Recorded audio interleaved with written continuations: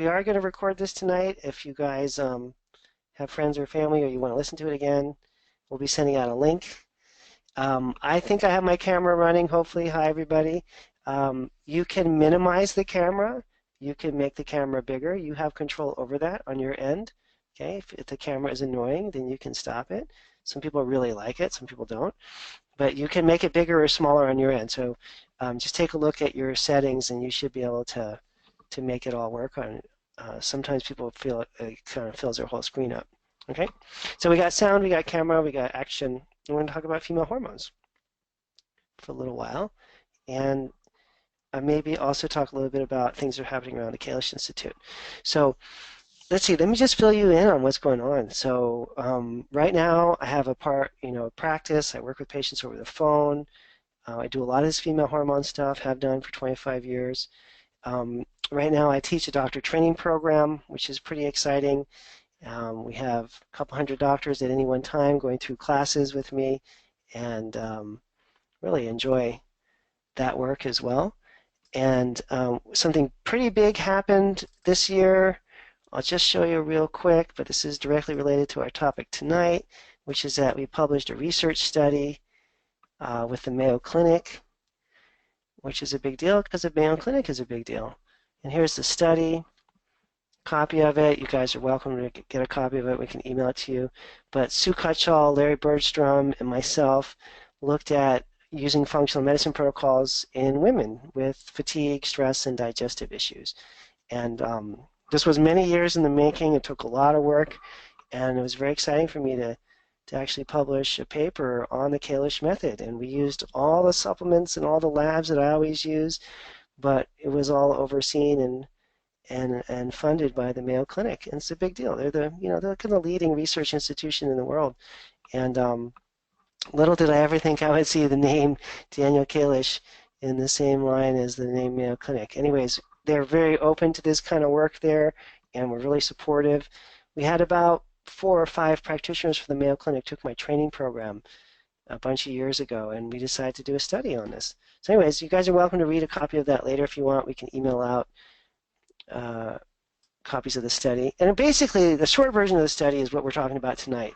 The short version of it is that we showed that you can really help women who are stressed, not doing well with their hormones, and you can do that in a way that's safe and effective, and an alternative for treatment for people that are suffering. So nice to get the stamp of approval from Mayo also. Just that this stuff is, it's not so far out as it used to be when I first started doing this. It really is not. So, a little bit about my history. I started off life as a chiropractor, but when I was still in chiropractic college, I went to a seminar that was led by a medical doctor named John Lee. And John Lee later went on to write all these books about progesterone and female hormone balancing. John R. Lee. And when I was in the, this is kind of funny, really, I think about it now, but when I was in the chiropractic school clinic in like my 3rd year of school, I would call Dr. Lee, who's a medical doctor, right, for every new female patient and ask him about the case and what should I do. And he was retired. He didn't have anything better to do. He would just talk to me hours and hours. Every case he would go over with me. I used to go to his house and look at all his files. But anyways, he later went on and wrote all these books, What Your Doctor May Not Tell You About Menopause, a whole series of books before he died.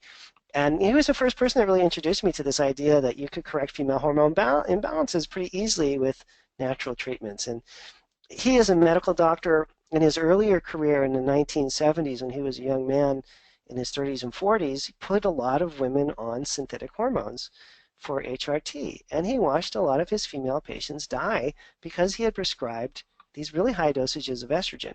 And he was smart enough as a researcher to understand that what he had done in prescribing these hormones was actually really dangerous and harmful. And so he devoted the second part of his career to understanding how to undo the damage that he had done, and he really led the charge on the use of natural progesterone. And so just like all the doctors in the late 60s and 70s who were prescribing estrogen in really high dosages, unopposed estrogen in really high dosages, he was doing what everyone else in his profession was doing, but he was smart enough to understand that the science behind it was really weak and that what he was doing was dangerous and that he needed to change. So that was my first teacher. I met him when I was still in school and never looked back. And so from the very first year I was in practice, I started doing female hormone protocols. And we're going to talk about all the stuff I've learned over those years tonight, condensed into like an hour. All right, so when I think about now the model, after all these years of doing this, and how I've tried to create systems and models around what is a relatively chaotic and hard to understand area. So hopefully tonight you'll get a good understanding about these different aspects of treatment. So we can have an underlying cause to a health problem that then leads to predictable physiological damage. Certain tissues in the body are damaged certain ways.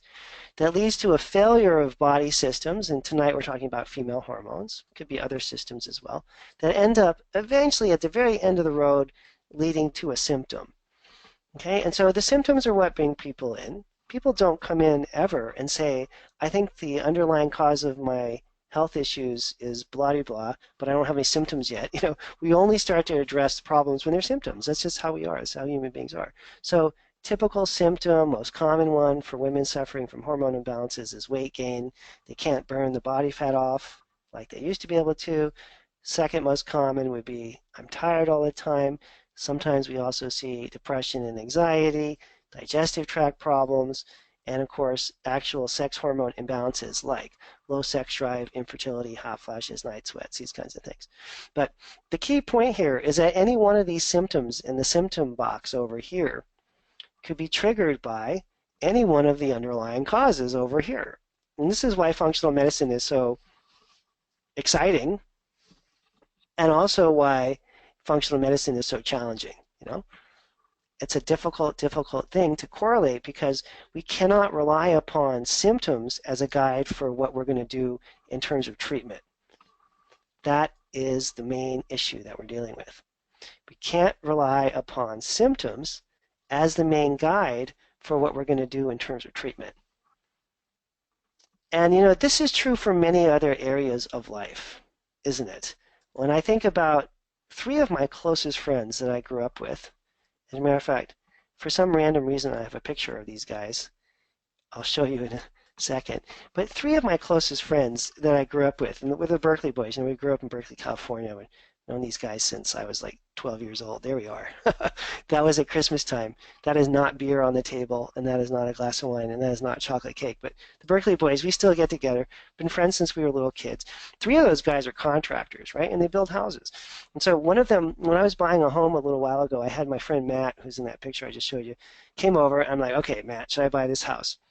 And the first thing he did before he did anything else, he just went into the basement. It's like, why is he going to the basement? And he looked at the foundation, and then he went upstairs and he looked at the roof, and he was like, yeah, you should buy it. It's in really good shape. He didn't look at any of the stuff I wanted him to look at. He was looking at the foundation of the structure and the roof, and then analyzed it and realized that the house was in good shape, and that anything else could be fixed. And in fact, if we had found like the windows and doors were all kind of tilted in the house, he would have figured that out because of the foundation. So we're always thinking symptomatically, in every aspect of our lives.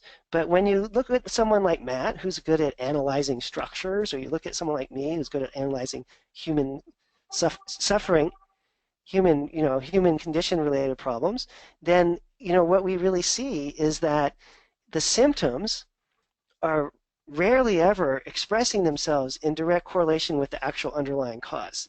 Sorry, I have to plug something in here.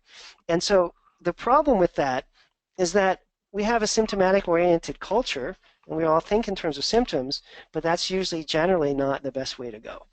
So what we want to think about tonight, as we talk about the female hormones and the body systems crashing, is that it's rarely, if ever, really never, the female hormones in isolation that are the problem. There's always an underlying cause. We're not going to talk about all the underlying causes tonight because tonight's talk is about female hormones. But I just want to point this out in the very beginning so you kind of get the overall schematic, that the female hormone problems show up, pretty late in the process of the person having various different kinds of health problems. You never see female hormone problems show up in the earlier stages. Okay, you'll see emotional and spiritual problems, dietary problems, gluten sensitivity, GI tract infections, toxin-related issues, super common, maybe a genetic issue, some structural or physical problem, a lack of sleep or something like that that's leading off the issue before it sort of translates into female hormone symptoms. However, female hormone symptoms are annoying and problemsome and, ruin people's lives and are well worth treating, okay? So we definitely want to fix female hormone problems. That has to happen, all right? Now, let's take a look here at the way that we approach this. So I think the basic understanding is to just look at the cycle. And I want to spend tonight mostly looking at labs so you guys can see how this actually works. Probably know more about this than most doctors by the time we're done tonight, because doctors don't usually do these labs, strange as that may seem. So the first way that you have to understand this is just looking at what the normal cycle is like. So let's isolate here and look at this particular diagram. And I'll try to highlight this so you can see. And there's not a whole lot you need to understand. There's only two hormones that we're talking about, estrogen and progesterone, and they fluctuate throughout the month.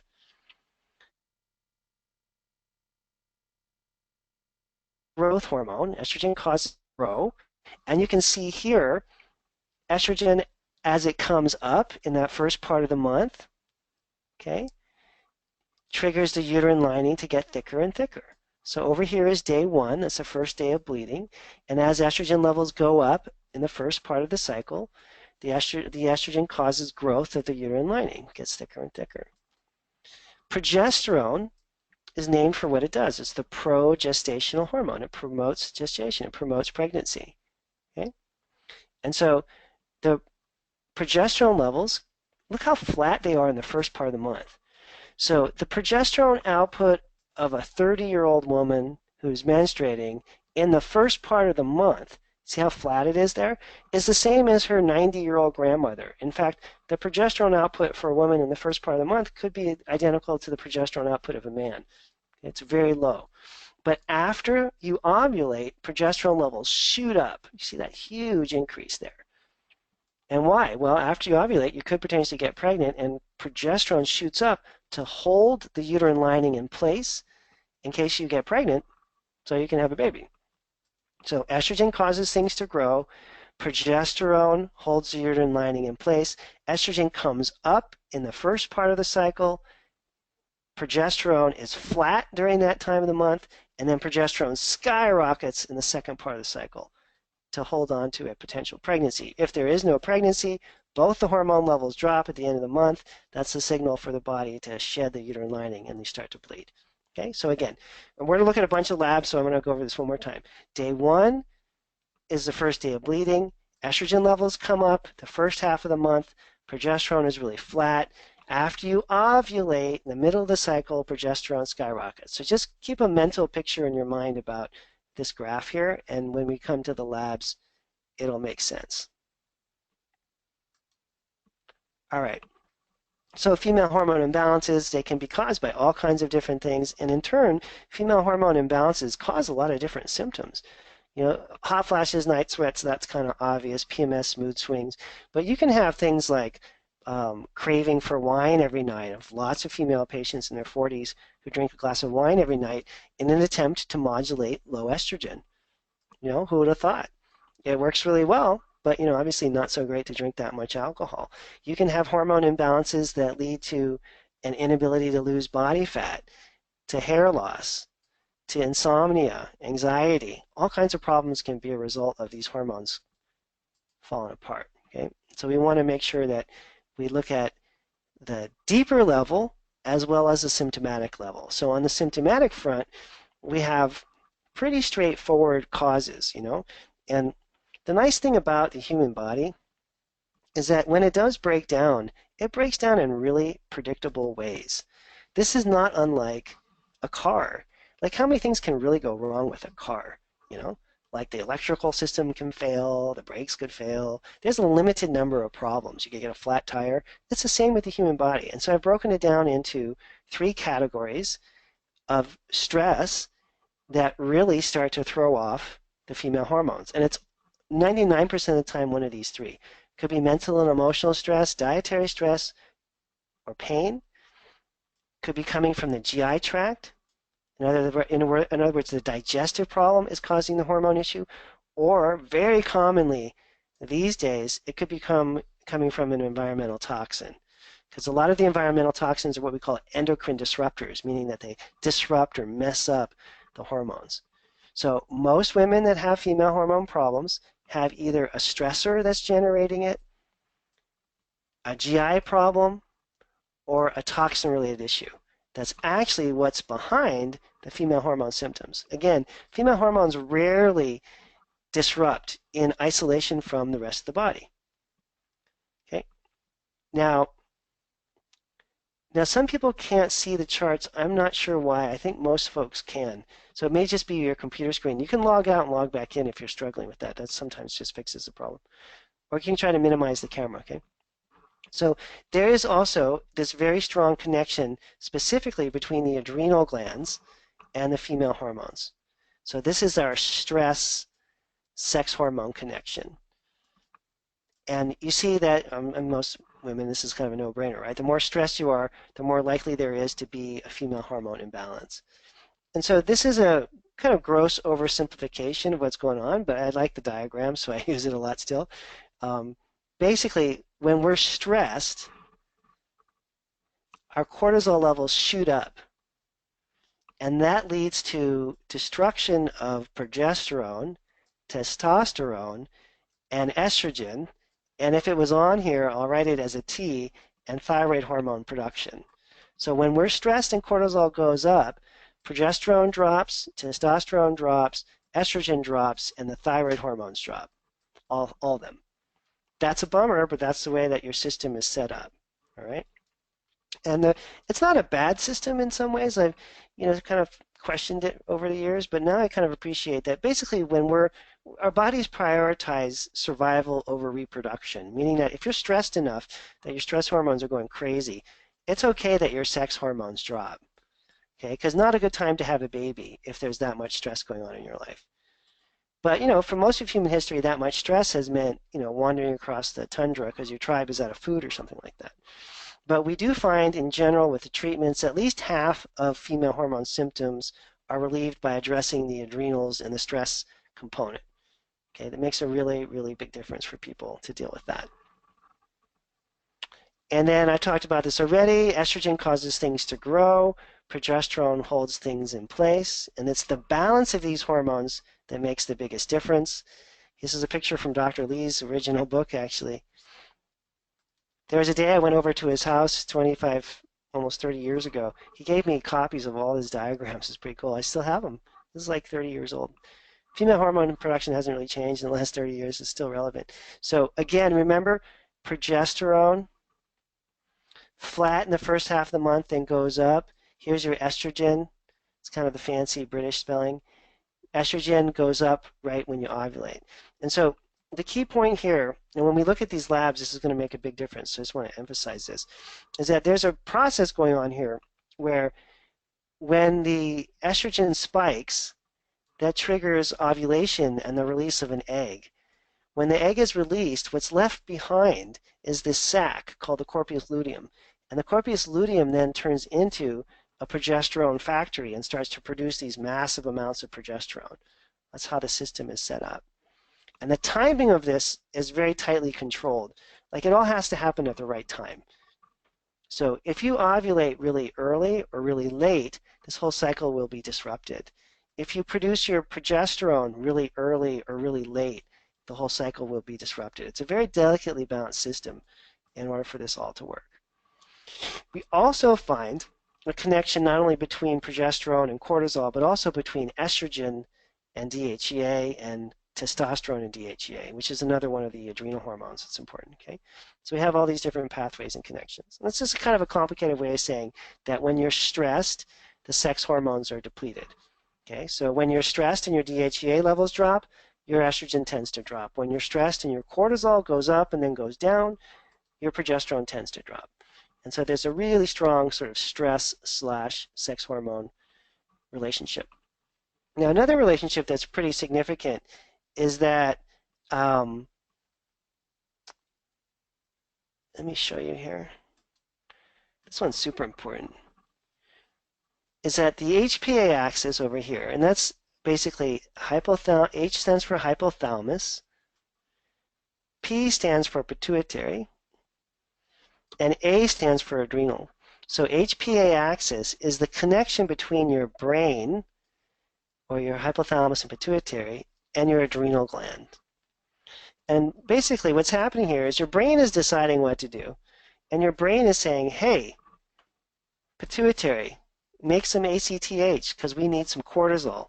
And then your adrenal glands go, okay, got the message, brain, we're making cortisol. And in response to that, all kinds of things happen. What should happen, theoretically, is that when you're stressed and the cortisol goes up, the stress is over, and then the brain senses the stress is over and it resets. However, for people that have female hormone problems, this system gets dysfunctional and it doesn't turn off. It just stays on. It just stays on all the time, which is not good because that starts to deplete all these other hormones. So HPA axis dysfunction, or really it's the brain that's at the heart of all this, is what we're trying to say. Now, if cortisol goes up for long enough, there's a downregulation of the thyroid hormones over here. The conversion of T4 to T3 is dependent on cortisol. So if cortisol is super high, the conversion of the thyroid hormone falls apart, and all of a sudden you have a thyroid problem on top of everything else. So stress causes low sex hormones, low thyroid hormone production, and high cortisol all at the same time. And here's another diagram with the pathways. Okay? Now, let's take a look at these different stages of female hormone imbalances, and I want to show you on the labs here how all this works. So there can be problems with distribution, meaning that you're not making the hormones at the right time. We'll go over this a few times, okay? There can be problems with production, meaning you're not making enough of the hormone. And there can be problems with timing, meaning you're not making the hormones at the right time. So I'm going to show you some examples and then we can come back to this because once you see it, I think it's a little easier. So here's some samples of tests. And remember what the normal was supposed to look like. Remember how the normal was the estrogen was spiking in the middle and then the progesterone came up in the second part. So these are labs where you actually measure the whole monthly cycle. And I'll tell you, when my teacher, another teacher of mine, Dr. Timmons, who's the man that taught me how to interpret these labs, he got his hands on this salivary lab testing technology, and this guy, he's dead now too. All my teachers are dead. I don't know what that's about.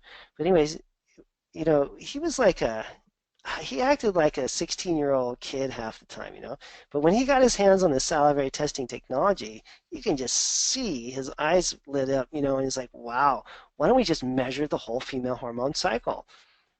I mean, believe it or not, no one, it's still even not that often done. I mean, these guys were making this stuff up 30, 35 years ago. Okay? It's still not very often practiced. You think that everyone would map their cycle. You think every girl should get her cycle mapped. That should be like something that happens when you're a 16-year-old and you get a checkup. But, these tests are never really done in conventional medicine. And they ran, when they first did this, he and Dr. Ilias, they went up to UCLA and they got like 300 or 400 women, I think it was like ages 18 to 22 who had no menstrual problems, and they tested them and they just started to map out their cycles and look what, to figure out what was normal and abnormal physiology. And now you can just map out your own cycle and compare it to what the norms are, those graphs and charts that I showed, and see what's actually happening in terms of your production. So here are some examples, and I'll show you some salient components of this. Let's see.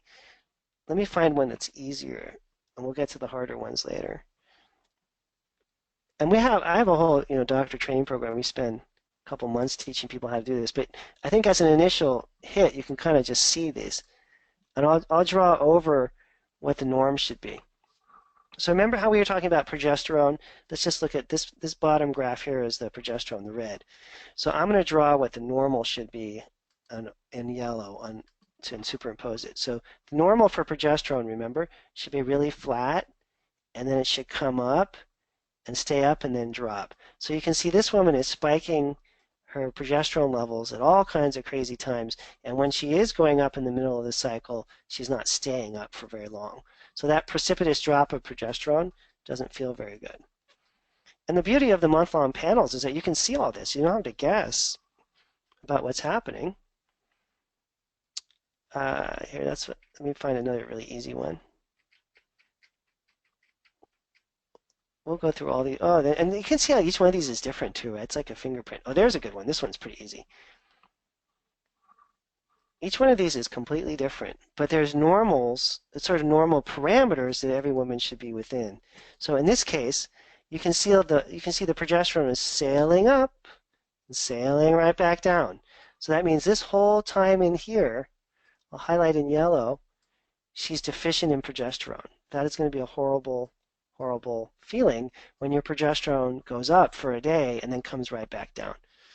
So again, you can see these are timing issues, these are production issues, and let me get a little more detail on what that means now.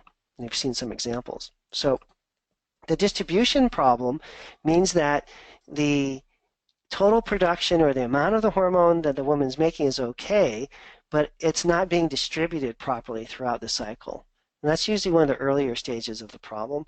And then if it gets worse, then there can be a production problem. And that just means that you're not producing enough. So you're just not making enough progesterone, you're not making enough estrogen. Something's not being produced enough. And then you can ultimately end up in a really bad place where there's a timing issue, meaning that that surge of estrogen is not happening at the right time. And that is a big problem. And it's usually much harder to correct. And now the cycle itself is kind of thrown off, right? The cycle itself is not in sync anymore. And so let me show you some more examples here. We'll talk through this. Now you can also obviously just do, for women who are going through menopause or perimenopause, you can do simpler programs. For those, we just measure estrogen and progesterone once, and then correct it. But the month-long labs, you don't get a chance to see these very often, so I thought it was worth talking about. So let me just show you what a typical test is like. You do a series of saliva samples. Is all done from spit, because who wants to get their blood drawn every other day for a month? You do a series of anywhere from 11 to 14 saliva samples, and they map out what your levels of progesterone are in each day, and then they do the same thing for your estrogen. And then from those saliva samples, you're basically spitting every other day into a tube, they map out your actual pattern of production. And so we can start to look now. Again, I'll superimpose upon these labs what the normal should be. And we saw that in the earlier tests, okay? Again, why these are not standard is just like mind-numbing to me. So remember how the estrogen is supposed to be flat and then come up right before you ovulate and then drop back down again. So what is clearly happening with this particular person, and this is not even very difficult to see in a way once you have the lab, is that she's spiking her estrogen levels early. That is not a good thing. Remember I said this is a very tightly regulated cycle. Her estrogen is peaking right here, which if you just draw a line down, you can see is around day 8. That estrogen is supposed to be going up around, around day 12. So that is a big problem. If you have 4 days off in a cycle that's only 28 days, that's a significant issue. What does that mean? That means, let's go back and I'll show you. See how that's happening 4 days early, right? So let me show you on the PowerPoint. You'll see instantly why that is a bad thing. We'll go back to our normal drawing here, the beginning. I think this is the best one for this particular purpose. Yeah, here it is. So imagine a cycle where things are 4 days off. So you have, but remember, if we look carefully here, here's here's what we're looking at, yeah? So you're supposed to spike your estrogen right around day 12. What if that was happening around day 8 instead? Just look at it. There's only 12 days here to work with. If it's happening 4 days early, that's like 30% earlier than it should. The uterine lining has nowhere near enough time yet to get properly thickened in order to maintain a pregnancy. So this would be a woman who would have a really hard time getting pregnant. In other words, remember her estrogen is spiking instead of on day 12, it's happening on day 8. So look, it's too early to be, to be preparing for a pregnancy because the uterine lining has only had a couple days to get thicker. It hasn't had enough time yet. So that patient that we're looking at, again, her spike of estrogen happened 4 days earlier, but you can see in this diagram what that means is that she hasn't had enough time to lay down a sufficient uterine lining. So that could be an infertility case right there. Not good. And remember again, look here, see the progesterone comes up right after the middle of the cycle. And what happens to it? It stays high, goes up and it stays up. You see that nice curve up? It stays up. So let's look at some progesterone levels now. We just saw a problem with estrogen. Let's look at some problems with progesterone. We saw that one already. Let me find another fun one here. You know what's actually really scary about all this too is that, oh gosh, there's a good one. Let's use that one. It's happening to younger and younger women, you know. When I was, I'm not that old. I'm 52. I've been doing this 25 years. When I first started my practice, we would get most women in the ages that say 18 years old up to 30 years old. Most women in that age range had pretty close to normal labs, pretty close. And now, 20 years later, it's rare to see a woman in her 20s with a normal lab.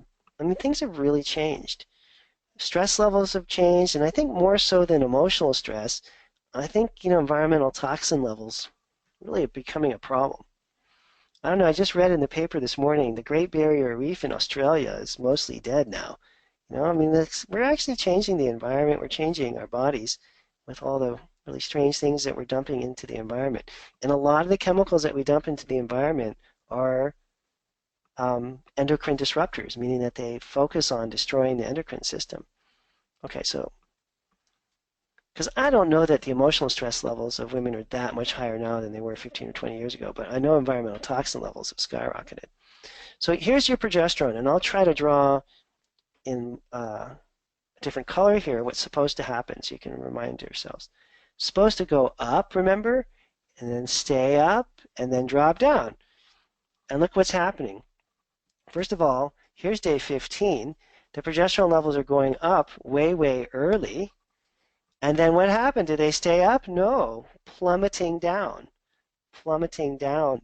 What day are they dropping? They're dropping on day 15. Okay, so the progesterone's going up pretty early, and by day 15 it's dropped. So let's go back to our handy dandy diagram here and see what would that mean for a woman who's having hormonal symptoms. Well, right off the bat, you can see where this is potentially heading, right? Let me show you here. I can pick a good color. Pink is a good color for female hormones, right? So her progesterone, remember, first of all, it went up right here on day 15 instead of over here.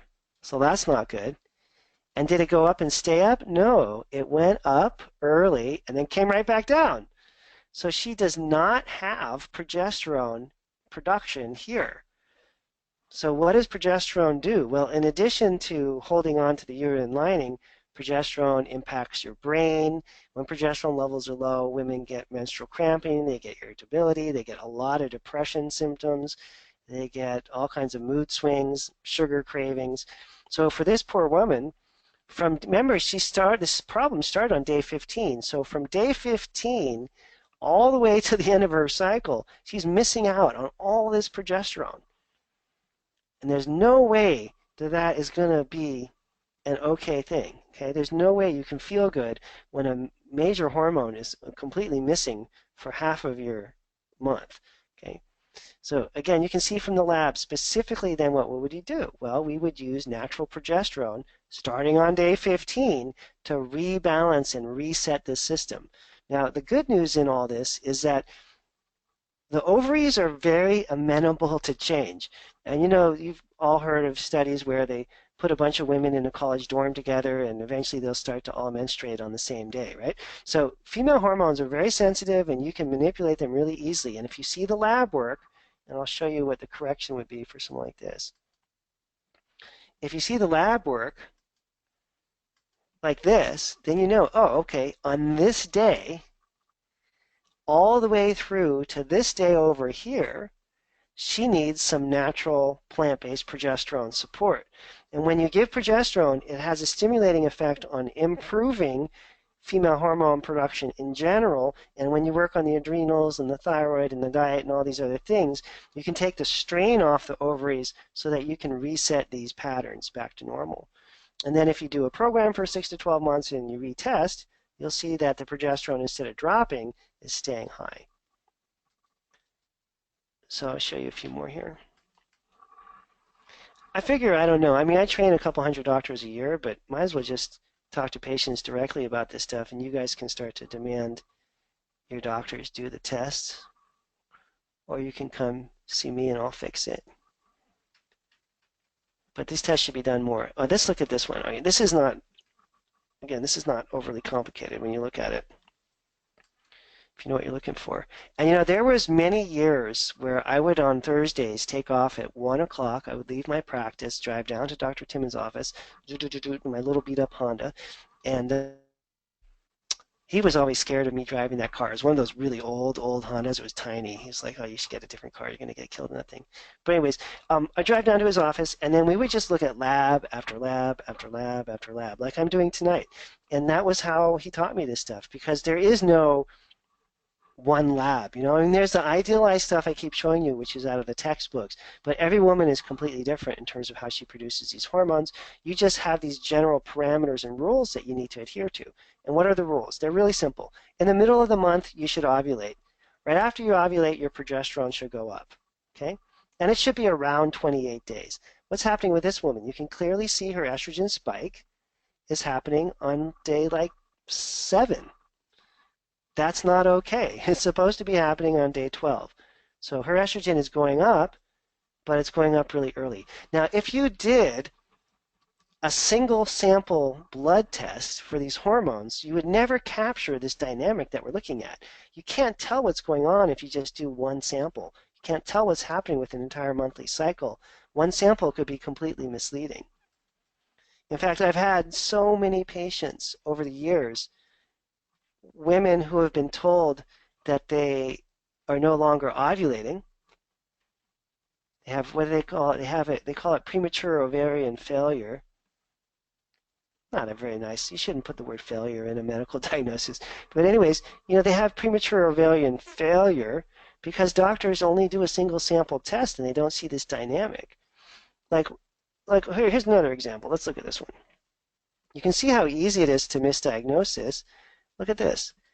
This woman is spiking her estrogen when? It's on day 6. If you're looking for her to ovulate in the middle of the cycle, you would say you have premature ovarian failure because we're not doing a month-long panel and we didn't see that you ovulated like a week ago. Can't tell you how many times I've had that happen. Patient gets diagnosed as they're not ovulating at all, and that's their main problem.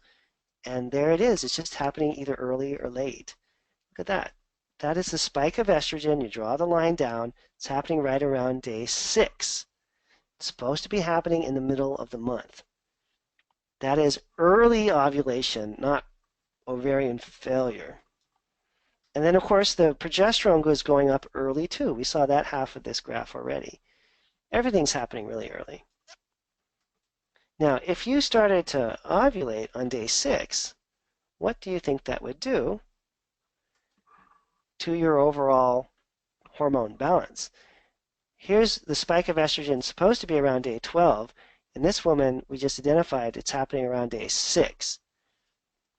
So all kinds of bad things are a result of that. It's the balance of these two hormones that keeps you healthy.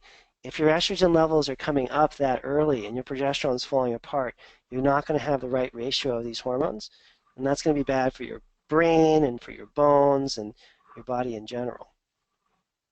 It's really devastating. Let's look at a few more here.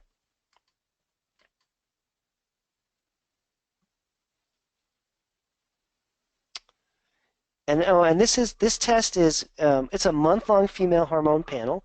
I use this company called BioHealth. Oh, you can see their name here, BioHealth Diagnostics. They're my favorite lab. There's other lab companies that do the month-long panel as well. You don't have to use BioHealth, but I like them, so I use them. And I've known them for years and years, and they do really accurate testing. Let's just maybe look at one more, then we'll wrap things up.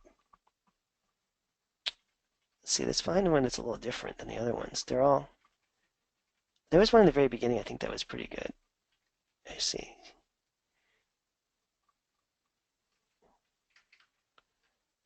Let's look at,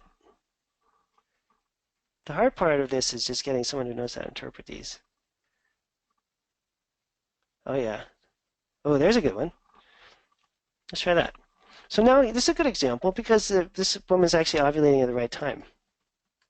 So we finally found one where the ovulation is happening at the right time of the month. See, the spike of estrogen is right around day 12.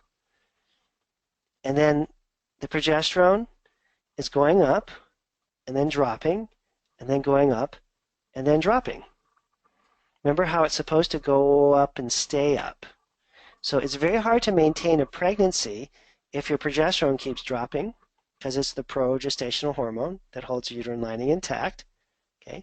It's also really hard to avoid mood swings or night sweats or hot flashes or whatever the things are that happen when hormones drop really suddenly in women. So if you get a big old drop of progesterone like that, there could be a migraine headache on that day. There could be, a husband who is just being berated, and then, when the hormones drop significantly, it's really hard for women to keep things together emotionally. It's really hard. They just have all kinds of irrational thoughts that don't make sense because the hormones are just like dropping like a rock when they're not supposed to. And I find that most women that I work with seem to kind of cover that over, but once in a while it leaks out and they take it out on their kids or on their husband or somebody kind of gets a little blast of energy. And here's another good one. Sorry, I said that was the last one, but we'll just do one more here. They're all different. You see this? And this is kind of amazing. So remember, progesterone is supposed to be flat and then go up. And you can see how erratic this is, up and down and up and down. So imagine that you were trying to do a single sample test on this patient. If you did a test on this day, you would think something very different than if you did a test on this day. And you would something completely different if you did a test on this day or this day. So unless you have the whole month-long panel, it's really hard to put things in a context. That's the big problem. Okay? So again, you can have 3 levels of problems, and we've seen all of them here. Didn't explain them all, but I'll kind of highlight it now. You can have just not enough of the hormone being produced. The levels are overall low. You can have a distribution problem. I mean, like this is kind of a good example of distribution problem. Just maybe she's making enough, but it's just at the wrong times. Or you can have a timing problem, which we saw with all those estrogen levels that were off. Okay, so those are the 3 big variables. And we'll go over that one more time so you get a general sense of this. Here we go. Yeah, so first stage, usually this is progressive, right? Distribution of progesterone or estrogen is out of sync. You're making enough of it, but not the right times. The next thing that can happen then is there's not enough of the hormone going around. That's usually harder to correct. Now there's more symptoms. And then the last thing that can happen, we saw a lot of, is the mid-cycle timing is off, right? So that means the entire structure of the cycle has been thrown off. So again, 3 problems: distribution, production, or timing. And that's what we're looking for with the labs. Now, in terms of symptoms, again, this is progressive. Generally, women go from bad to worse with these things. So in the distribution problem phase, that can be like PMS the week before your period. That's sort of classic. A drop in estrogen that's all of a sudden typically triggers a migraine. Okay. Sometimes it could be the progesterone. I mean, it's not always.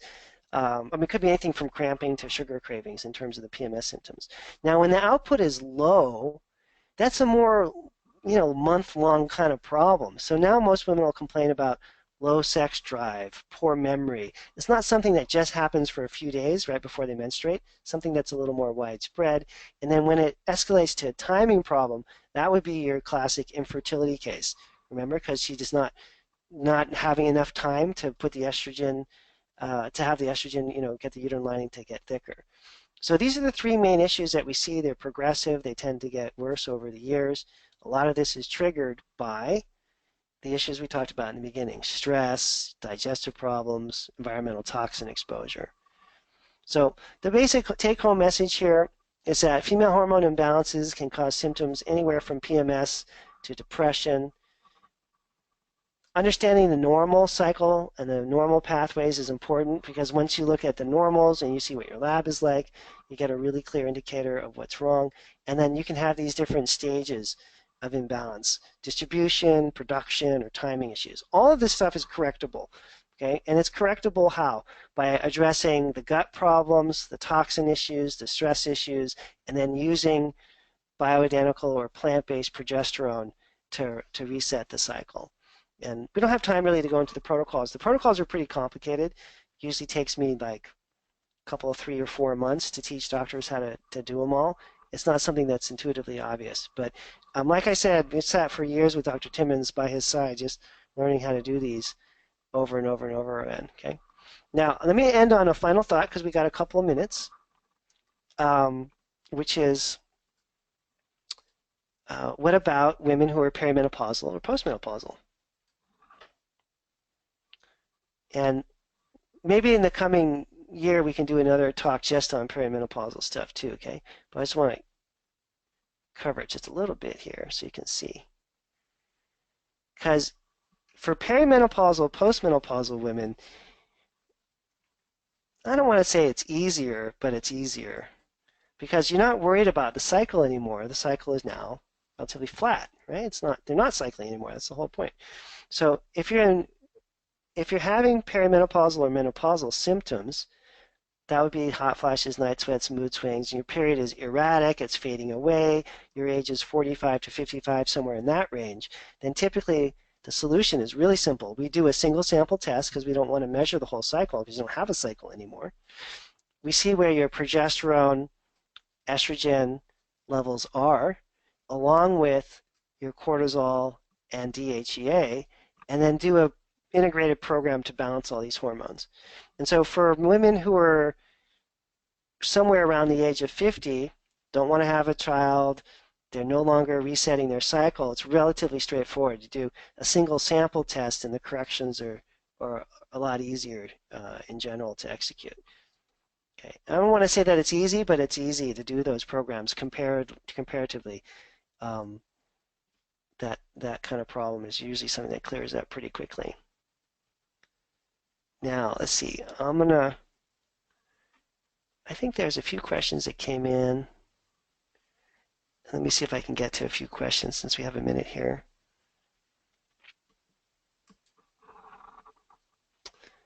All right.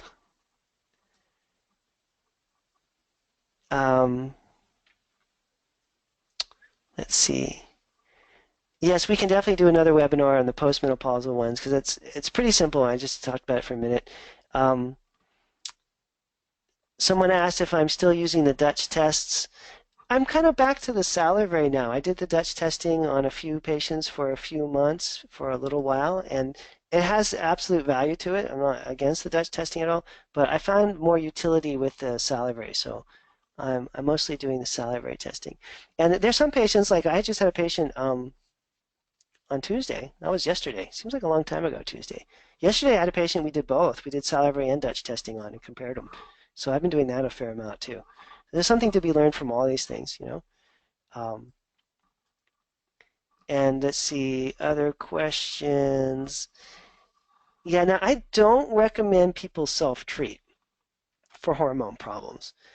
It's pretty complicated and you can really screw things up. You can throw your cycle off pretty easily. This is one thing it's worth seeing a doctor for. If you really have a hormone issue, I think it's pretty important, to have someone who's been doing this for a while uh, check all this out for you. Um, and then a question about progesterone cream. Progesterone cream is really hard to dose accurately, and women absorb it in different ways. So some women absorb it a little too readily. Some women convert the hormone in the cream into other hormones. So your skin is basically an endocrine organ. This is how actually one of my medical doctor students explained this to me yesterday. I'm passing this on. It was a very eloquent explanation. Her name is Lee, wonderful, wonderful woman doctor. She said your skin is an endocrine organ, and it's true, right? So what happens is when you rub the creams onto your skin, you have no idea what your skin is going to do in terms of converting that progesterone into other hormones. If you take it orally in drops or liquids or in a pill, you don't have to worry about that. So the creams are a little dicey. You have to be really careful with the creams. They're also really hard to dose properly. Okay. Let's see. We got a few more questions in here.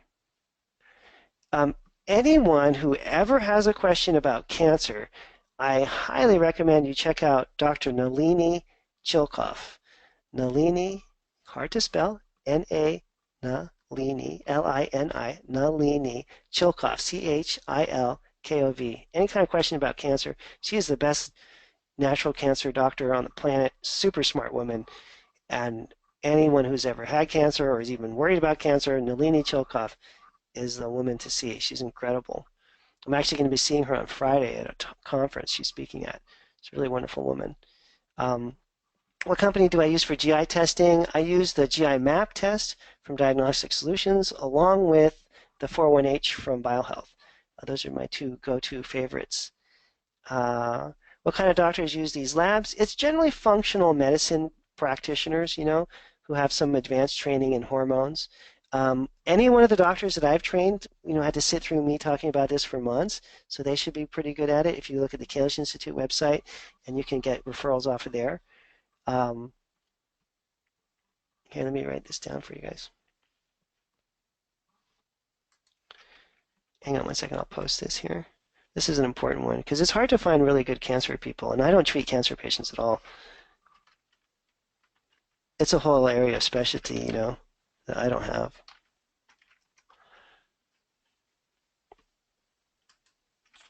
She's in Santa Monica, but I think she works with people over the phone like I do.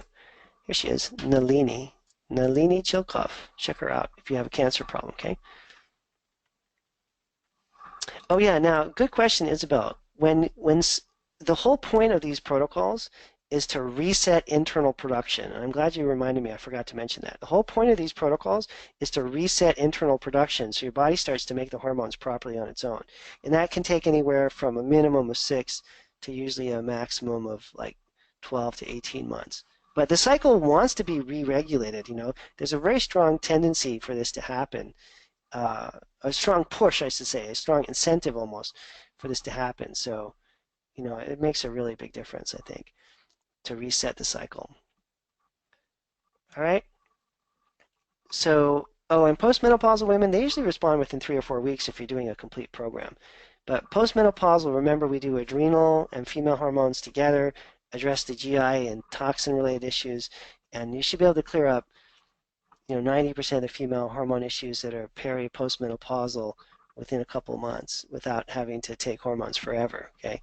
We're not into the hormones forever kind of theory here. All right, gang, thank you for entertaining your time with me tonight. I appreciate it very much. We're going to be doing one of these every month going forward, so stay tuned for the next in this series. And we have everything that I just said recorded, and we will send out the recording automatically. You guys will get copies of it in the next day or so, okay? Have a really great rest of your month. I hope you all join me next month for the next talk as well. Thanks. Bye for now.